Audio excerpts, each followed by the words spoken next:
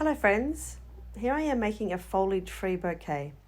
I was going to write all this out in text, but I can't be bothered. I'm just going to talk you through it. This is me making a foliage-free bouquet. As you can see, I've just reflexed all the stems and I just waved to my friend. All the way through this audio too, you'll hear me humming. I always hum when I work. Now, let's get back to the business. So I basically start with a small cluster or nest of roses to begin. These are the ones that you can see closest to my hand.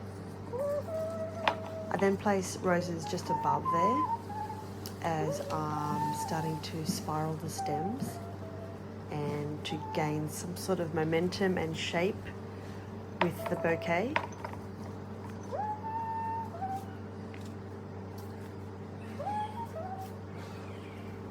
There's a bit of the humming that I was just referring to. I kept some foliage on some stems to add texture and depth of colour.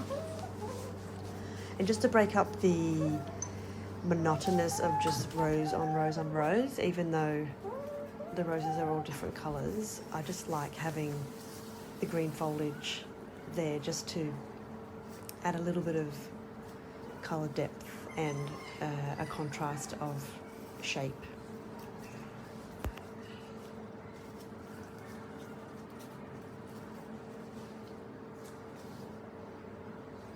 I don't know about you, but using a mirror or some sort of reflection is paramount when I make bouquets, because what I see with my naked eye is different to what is seen front on, which is why mirror work is important to me and to a lot of designers. So I will be working by looking at it, of course, and then looking at it from the front of it, i.e. Through a mirror or through my phone, as you can see me doing it a couple of times.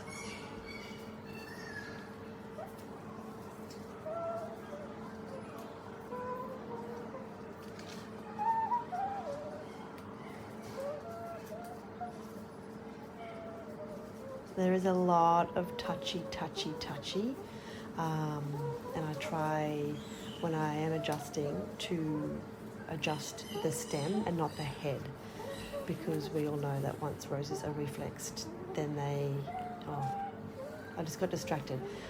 So this was me, see that? You can sort of see the shape more when you look at it from a different vantage point, i.e. through a mirror, which is what you don't see when you're looking at it with your naked eye and up close.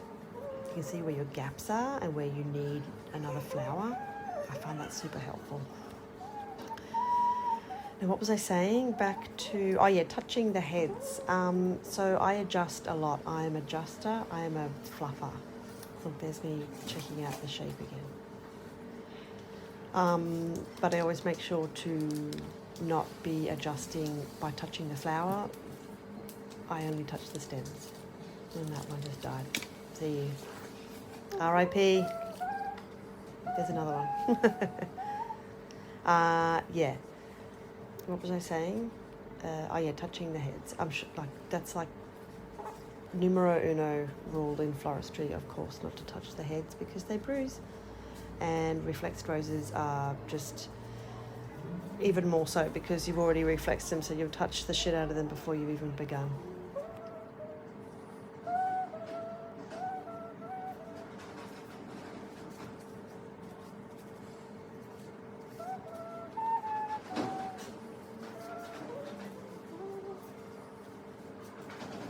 I want to have my bouquets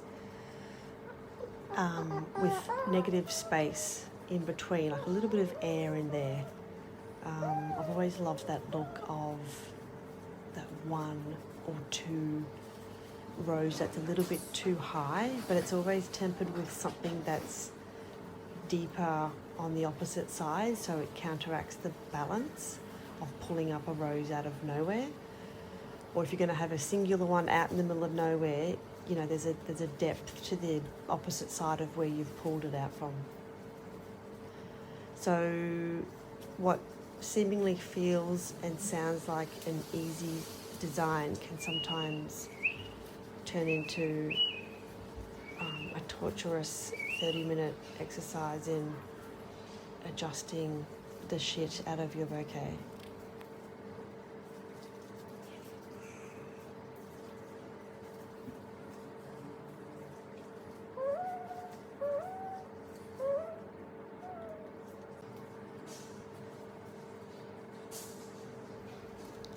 For non-time wastage and brevity, I have cut this video down and obviously sped it up just to not bore you to tears with the particulars of me fussing with a bouquet.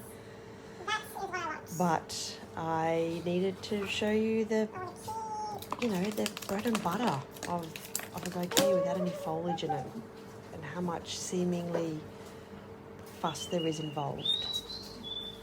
Once those stems are locked in and you're happy with the shape of what it is, you can then tie it off. I use rubber bands only because I like them for the flexibility, in case I want to do what I'm doing here and do a little bit more of a twist around and a fiddle.